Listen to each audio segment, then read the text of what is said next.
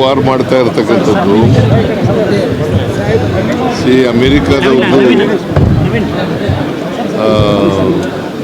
ನನ್ನ ಪ್ರಕಾರ ಖಮೇನಿ ಮೇಲೆ ಮಾಡಿರ್ತಕ್ಕಂಥ ವಾರ್ ಇದೆಯಲ್ಲ, ಇರಾನ್ ಮೇಲೆ ಮಾಡಿರ್ತಕ್ಕಂಥ ವಾರ್ ಅನಗತ್ಯವಾದದ್ದು.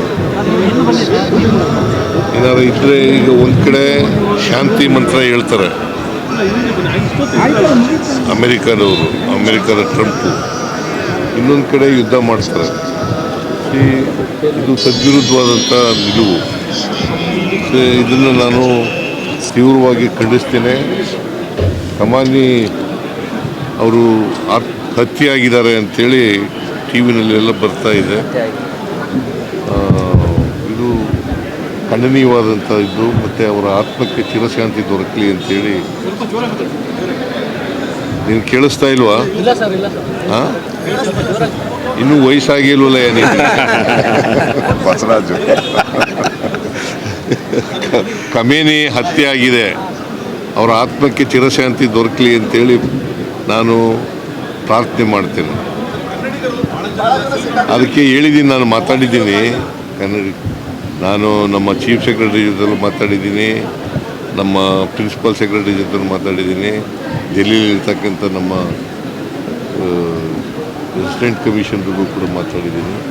ಅಲ್ಲಿ ಬಂದಾಗಿದೆ, ದುಬೈನಲ್ಲಿ ಬಂದಾಗಿದೆ ಏರ್ಪೋರ್ಟು. ಅದು ತೆರವು ಮಾಡಿದ ತಕ್ಷಣ ಅವ್ರನ್ನ ಕರ್ಕೊಬರೋಕ್ಕೆ, ಸೇಫಾಗಿ ಕರ್ಕೊಬರಲಿಕ್ಕೆ ಪ್ರಯತ್ನ ಮಾಡ್ತೀವಿ. ಹಾಂ, ಹೌದೌದು. ಭೋಜೇಗೌಡರು ಕೂಡ ಅಲ್ಲೇ ಇದ್ದರು, ಅವ್ರ ಜೊತೆ ಮಾತಾಡಿದೆ ನಾನು. ಭೋಜೇಗೌಡರ ಜೊತೆ ಮಾತಾಡಿದೆ, ಆರಾಮಾಗಿದ್ದಾರಂತೆ, ಹೋಟೆಲ್ನಲ್ಲಿ ಇದ್ದಾರಂತೆ. ಅದರಿಂದ ಇದಾದ ಮೇಲೆ ನಾವು ಇವ್ರ ಜೊತೆಲೂ ಟಚ್ನಲ್ಲಿದ್ದೀವಿ. ವಿದೇಶಾಂಗ ಸಚಿವಾಲಯ ಟಚ್ನಲ್ಲಿದ್ದೀವಿ. ಸೊ ಅದರಿಂದ ನಾವು ಯಾರಿಗೂ ತೊಂದರೆ ಆಗದ ರೀತಿಯಲ್ಲಿ ಸುರಕ್ಷಿತವಾಗಿ ಕರ್ಕೊಂಬರ್ತಕ್ಕಂಥ ಪ್ರಯತ್ನವನ್ನು ಮಾಡ್ತಾಯಿದ್ದೀವಿ. ಎಲ್ಲರೂ ಕನ್ನಡಿಗರು, ಬಳ್ಳಾರಿಯವರು 35 ಜನನ ಎಷ್ಟು ಜನ ಇದ್ದಾರೆ. ಹಾಂ,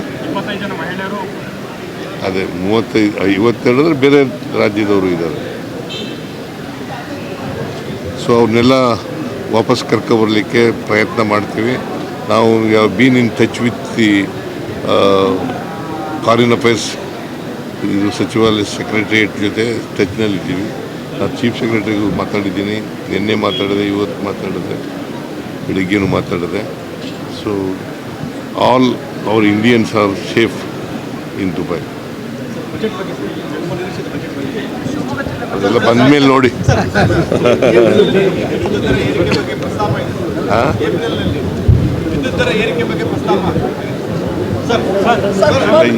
ಈಗಂತೂ ಸದ್ಯಕ್ಕಿಲ್ಲ. ವಿಪಕ್ಷಗಳಿಗೆ ಬೇರೆ ಏನು ಕೆಲಸ ಇಲ್ಲ, ಇವ್ರಿಗೆ ನೀವೇನು ಕೆಲಸ ಇಲ್ಲ, ಟೀಕೆ ಮಾಡೋದೇ.